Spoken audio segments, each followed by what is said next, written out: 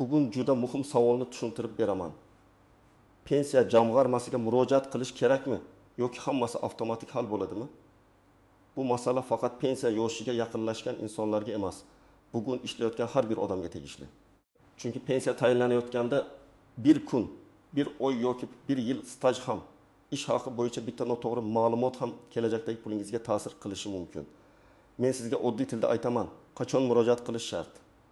Qachon shoshilmaslik mumkin? Qaysi hujjatlar kerak bo'ladi? Qaysi xatolar odamlarni qiynab qo'yadi? Agar bu mavzu siz uchun foydali bo'lsa, hozirroq kanalga obuna bo'ling, videoga like bosing. Chunki bunday ma'lumotlar ko'pchilikka pul, vaqt va asabni tejab beradi. Avval odamlar pensiya masalasida deyarli hamma narsani o'zlari ko'tarib yurardi.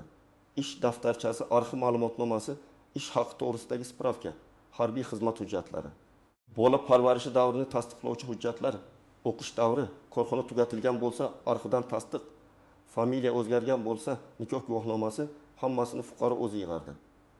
Pensiya yoshiga yetganda pensiya jamg'armasiga borib, navbat kutib, ariza yozib, keyin hujjatlarda kamchilik chiqsa, yana boshqa idoraga borishga majbur bo'lardi. Hozir vaziyat ancha o'zgargan. Ko'plab ma'lumotlar elektron bazalarda turibdi. Ish beruvchilar xodimlar bo'yicha ma'lumotlarni soliq va ijtimoiy tizimlarga kiritadi. Mehnat staji, ish haqi, sug'urta badallari. Ayrim hollarda nafaqa va pensiya masalalari idoralararo elektron almashinuv orqali tekshiriladi. Davlat xizmatlari markazlari, yagona interaktiv davlat xizmatlari portali, elektron mehnat daftarchasi kabi vositalar paydo bo'ldi. Shuning uchun ko'pchilikda shunday tasavvur paydo bo'lgan. Endi pensiya jamg'armasiga umuman borish kerak emas. Hammasi o'zi bo'ladi. Lekin men ekspert sifatida bir narsani aniq aytaman. Ha, tizim elektronlashdi. Lekin bu fuqaro umuman nazorat qilmasa ham bo'ladi degani emas. Elektron baza kuchli yordamchi, ammo unda ham kamchilik bo'lishi mumkin. Ayniqsa 1990 yillar, 2000 yillarning boshlarida ishlaganlar, korxonasi yopilib ketganlar. Ish daftarchasida yozuvlari chalkash bo'lganlar, chet elda ishlaganlar, norasmiy ishlagan davrlari borlar, turli ism familiya bilan hujjat yuritilganlar albatta e'tiborli bo'lish kerak. Asosiy qism 1 nimalarni bilish kerak. Kim xavotir olishi kerak? Kim xavotir olmasligi mumkin? Birinchi navbatda pensiya tayinlanishi uchun 3 ta asosiy masala muhim. Pensiya yoshi, ish staji va hisobga olinadigan daromad. Pensiya yoshiga yetishning o'zi yetarli emas. Qonunchilikda belgilangan minimal ish staji bo'lishi kerak. Bundan tashqari, pensiya miqdori hisoblanganda ishlagan yillaringiz, rasmiy daromadingiz, sug'urta badallari va boshqa tasdiqlangan davrlar ahamiyatga ega bo'ladi. Agar siz ko'p yil ishlagan bo'lsangiz, lekin u yillar bazada ko'rinmasa, pensiya hisobida muammo paydo bo'ladi. Agar ish haqi noto'g'ri kiritilgan bo'lsa, pensiya kamroq chiqishi mumkin. Masalan, bir odamni olaylik.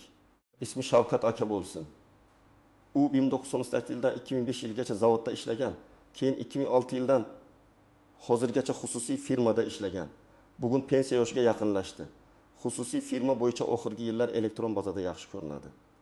Lekin zavod 2000 yillarda tugatilgan, hujjatlari arxivga topshirilgan. Ish daftarchasida yozuv bor, lekin murxira lavozim nomi to'liq yozilmagan. Agar Shavkat aka pensiya yoshiga yetganda birinchi marta murojaat qilsa, arxivdan ma'lumotnoma olishga vaqt ketadi. Natijada pensiya tayinlash kechikishi yoki dastlabki hisob past chiqishi mumkin. Shuning uchun bunday odamlar pensiya yoshini kutmasdan oldindan tekshiruv qilishlari kerak. Ikkinchi misol, Malika opa 1995 yildan 2002 yilgacha maktabda ishlagan. Keyin bolalari tug'ilgan, bir necha yil uyda bo'lgan. Keyin yana ishga kirgan. Uning ish daftarchasida tug'ruq ta'tili, bola parvarishi davri. Ishga qaytish sanalari to'g'ri aks etmagan bo'lishi mumkin. Ayollar uchun bu juda ko'p uchraydigan holat. Ba'zan bola parvarishi davri noto'g'ri tushuniladi. Odam o'ylaydi, men uyda bo'lganman, demak stajga kirmaydi. Aslida ayrim davrlar qonunchilikka muvofiq stajga kiritilishi mumkin, lekin buni tasdiqlovchi hujjat bo'lishi kerak. Tug'ilganlik haqidagi guvohnoma, ish beruvchi buyrug'i, mehnat daftarchasi yozuvi. Arxiv ma'lumotnomasida kerak bo'lishi mumkin. Agar Malika opa bu masalani oldindan tekshirtirsa, keyin pensiya tayinlashda muammo kamayadi. Uchinchi misol. Rustam aka 2010 yildan 2024 yilgacha doimiy ish joyida ishlagan. Ish haqi rasmiy, soliq va badallar to'langan, elektron mehnat tizimida hammasi to'g'ri ko'rinadi. Unga hozir har oy pensiya jamg'armasiga borib tekshirtirish shart emas. Lekin baribir pensiya yoshiga yaqinlashganda, masalan 6 oy yoki 1 yil oldin shaxsiy ma'lumotlarni tekshirib olish foydali. Chunki xatolik faqat stajda emas, tug'ilgan sana, pasport ma'lumotlari, familiya, ish joyi nomi yoki lavozim yozilishida ham bo'lishi mumkin. 4-misol. Gulnor opa turmushga chiqqandan keyin familiyasini o'zgartirgan. Oldingi ish daftarchasida qizlik familiyasi, hozirgi pasportida erining familiyasi. Agar nikoh guvohnomasi yoki familiya o'zgarganini tasdiqlovchi hujjat tayyor bo'lmasa, eski ish stajini bog'lashda savol tug'ilishi mumkin. Amalda bu juda oddiy ko'rinadi, lekin pensiya hisobida bu odam o'sha odammi degan huquqiy tasdiq kerak bo'ladi. Shuning uchun familiyasi, ismi yoki otasining ismi o'zgarganlar hujjatlarini alohida tartibga keltirib qo'yish kerak. Kimlar albatta xavotir olib, oldindan murojaat qilishi yoki tekshirishi kerak. Birinchidan, pensiya yoshiga 2 yil qolganlar. Ikkinchidan, ish faoliyatining katta qismi Sovet davri yoki 1990 yillarga to'g'ri kelganlar. Uchinchidan, korxonasi tugatilgan, nomi o'zgargan, boshqa tashkilotga qo'shilgan joylarda ishlaganlar. To'rtinchidan, ish daftarchasida tuzatishlar, o'chirilgan yozuvlar, xira-muxlar borlar. Beshinchidan, uzoq vaqt norasmiy ishlagan, lekin ayrim davrlarini tasdiqlashga umid qilayotganlar. Oltinchidan, chet elda ishlaganlar. Yettinchidan, nogironlik, boquvchisini yo'qotganlik yoki imtiyozli pensiya masalasi bo'yicha murojaat qilmoqchi bo'lganlar. Kimlar kamroq xavotir olishi mumkin? So'nggi yillarda faqat rasmiy ishlagan, ish beruvchisi barcha ma'lumotlarni elektron topshirgan, My.gov.uz yoki boshqa xizmatlar orqali staji va daromadlarini ko'rib turgan. Hujjatlarda ism, familiya bo'yicha farq bo'lmaganlar. Lekin kamroq xavotir degani umuman tekshirmaslik degani emas. Men har bir odamga yilga hech bo'lmaganda bir marta o'z mehnat faoliyati bo'yicha elektron ma'lumotlarni ko'rib chiqishni tavsiya qilaman. Eng katta xatolardan biri, odam pensiya masalasini faqat pensiya yoshiga yetgandan keyin boshlaydi. Aslida pensiya yoshiga yetgan kuni ariza bersangiz ham hujjatlar to'liq bo'lmasa, hisoblash cho'zilishi mumkin. Masalan, sizda 32 yil staj bor deb o'ylaysiz, lekin bazada 24 yil ko'rinadi. Qolgan 8 yilni arxidan topish kerak. Arxi esa bir kunda javob bermasligi mumkin. Korxona hujjatni topshirmagan bo'lsa, masala yanada murakkablashadi. Shuning uchun oldindan tekshirish bu shunchaki ehtiyotkorlik emas, bu moliyaviy himoya. Ikkinchi nozik jihat, ish daftarchasida yozuv borligi har doim ham hamma narsa hal degani emas. Ish daftarchasi muhim hujjat, lekin yozuv aniq, sanalar to'g'ri, ishga qabul qilish va bo'shatish buyruqlari bilan bog'langan bo'lishi kerak. Masalan, 1992 yil ishga qabul qilindi deb yozilgan, lekin qaysi sanada bo'shagani yo'q.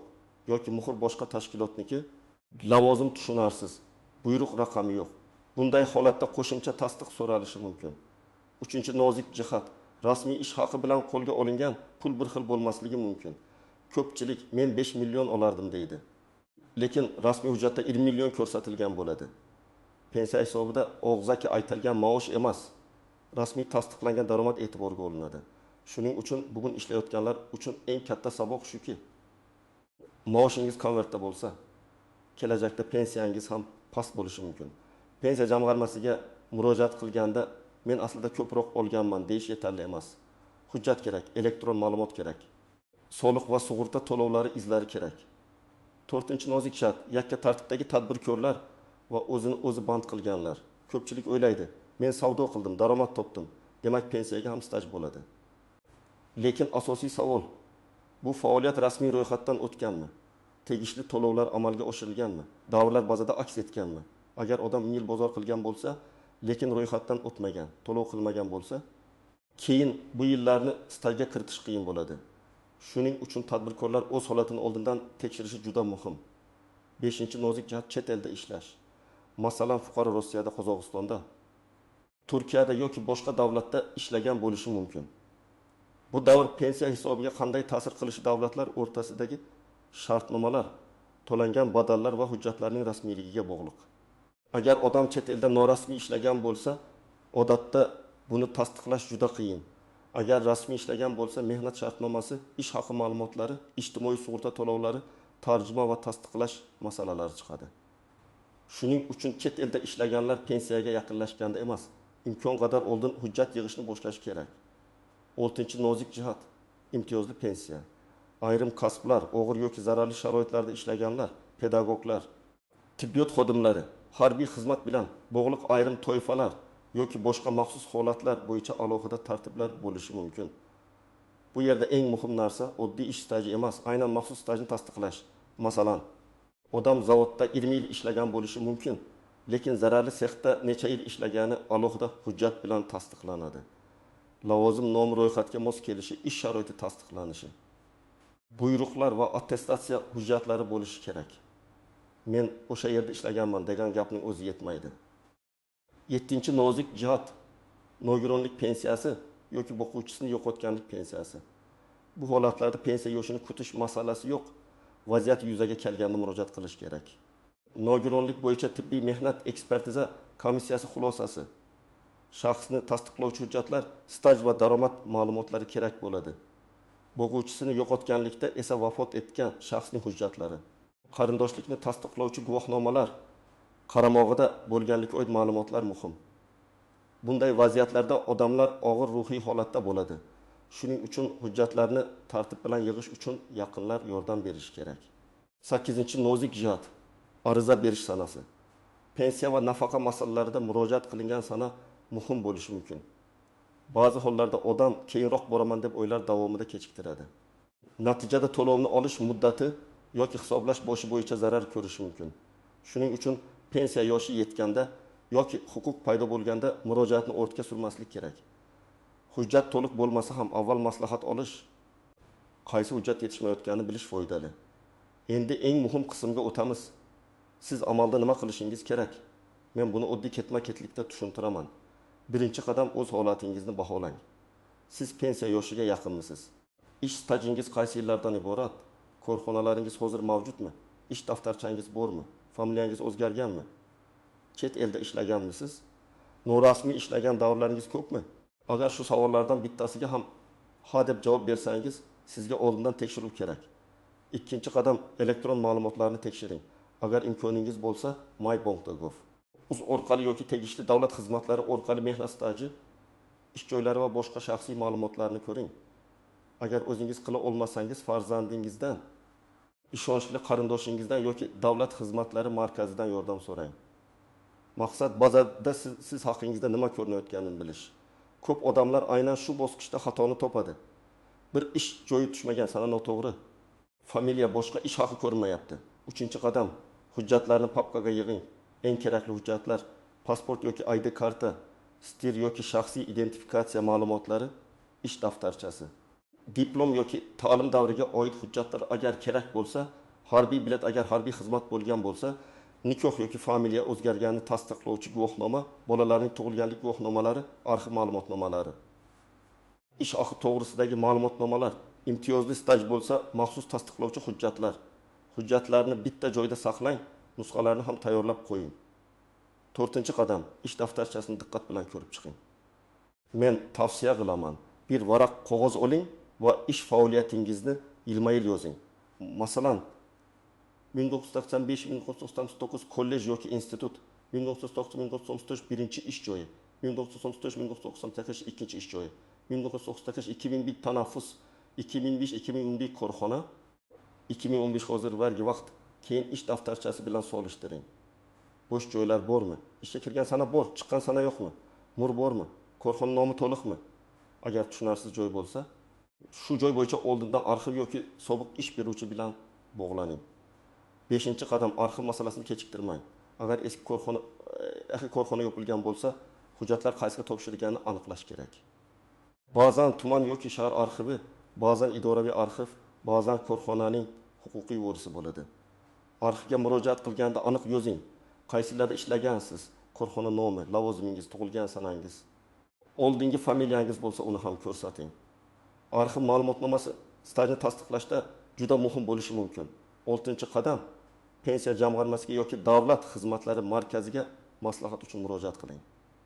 Siz faqat pensiya tayinlash kuni emas, oldindan ham maslahat olishingiz mumkin. Borib shunday deng: men pensiya yoshiga yaqinlashyapman. Stajim va hujjatlarimni oldindan tekshirtirmoqchiman. Qaysi ma'lumotlar yetishmayapti? Mutaxassislar sizga qaysi hujjat kerakligini, qaysi davrlar tasdiqlanishi lozimligini aytadi. Agar javob og'zaki bo'lsa ham, siz o'zingiz uchun yozib oling. Zarur bo'lsa, rasmiy ariza bilan murojaat qiling. 7-qadam. Ariza yozganda umumiy gaplar bilan cheklanib qolmang. Masalan, pensiyamni ko'rib bering deb emas, aniq yozing. Falon yildan falon yilgacha bo'lgan ish stajim elektron bazada aks etmagan. Shu davrni tasdiqlash tartibini tushuntirib berishingizni so'rayman. Yoki pensiya tayinlash uchun hujjatlarimni qabul qilishingizni so'rayman. Arizada telefon raqamingiz, manzilingiz, ilova qilinayotgan hujjatlar ro'yxatini ko'rsating. Hujjat topshirganda qabul qilinganini tasdiqlovchi ma'lumotni saqlang. 8-qadam pensiya hisoblangandan keyin ham tekshiring. Ko'pchilik pensiya tayinlandi, tamom deb o'ylaydi. Lekin siz pensiya miqdori qanday hisoblanganini tushunishga haqlisiz. Agar stajingiz kam ko'rsatilgan bo'lsa, ayrim yillar hisobga olinmagan bo'lsa, daromad noto'g'ri olingan deb o'ylasangiz, qayta ko'rib chiqishni so'rashingiz mumkin. Albatta buning uchun asos va hujjat kerak. Qo'shnim ko'proq olyapti degan solishtirish yetarli emas, chunki har bir odamning staji, daromadi, ish sharoiti, huquqiy holati boshqacha. 9-qadam. Bugun ishlayotgan yoshlar ham xulosa qilsin. Pensiya masalasi 6000 yoshga borganda boshlanmaydi. U birinchi rasmiy ish kuningizdan boshlanadi. Ish beruvchingiz sizni rasmiylashtirganmi? Mehnat shartnomangiz bormi? Ish haqingiz to'liq rasmiy ko'rsatilganmi? Elektron mehnat daftarchasida ish joyingiz aks etyaptimi? Agar bugun mayli, rasmiy bo'lmasa ham pul olayapman-ku desangiz, kelajakda pensiya hisobida o'zingiz zarar ko'rishingiz mumkin. Shu sababli men har bir ishchiga o'z mehnat huquqlarini nazorat qilishni tavsiya qilaman. 10-qadam, hech qachon hujjatlarni soxtalashtirishga urinmang. Ba'zi odamlar staj yetmayapti, tanish orqali spravka qilamiz deb o'ylaydi. Bu juda xavfli. Pensiya hujjatlari tekshiriladi, arxivlar solishtiriladi, elektron bazalar orqali ma'lumot aniqlanadi. Soxta hujjat nafaqat pensiyani bekor qilishga, balki huquqiy javobgarlikka ham olib kelishi mumkin. To'g'ri yo'l mavjud haqiqiy hujjatlarni topish, qonuniy tartibda tasdiqlash, xatolar bo'lsa tuzatish. Endi asosiy savolga aniq javob beraman. Pensiya jamg'armasiga murojaat qilish kerakmi? Agar siz pensiya yoshiga yetgan bo'lsangiz, albatta murojaat qilishingiz kerak. Agar pensiya yoshiga 2 yil qolgan bo'lsa, oldindan maslahat va tekshiruv uchun murojaat qilish juda foydali. Agar ish stajingizda eski, murakkab, arxivga bog'liq davrlar bo'lsa, kutmasdan harakat qiling. Agar hamma ma'lumotlaringiz elektron bazada to'g'ri bo'lsa, muntazam borib yurish shart emas, lekin kamida bir marta tekshirib olish zarar qilmaydi. Bugun men sizga shuni tushuntirdim. Tizim elektronlashgani yaxshi, lekin bu fuqaro o'z pensiyasini nazorat qilmasligi kerak degani emas. Pensiya bu ko'p yillik mehnatingizning natijasi.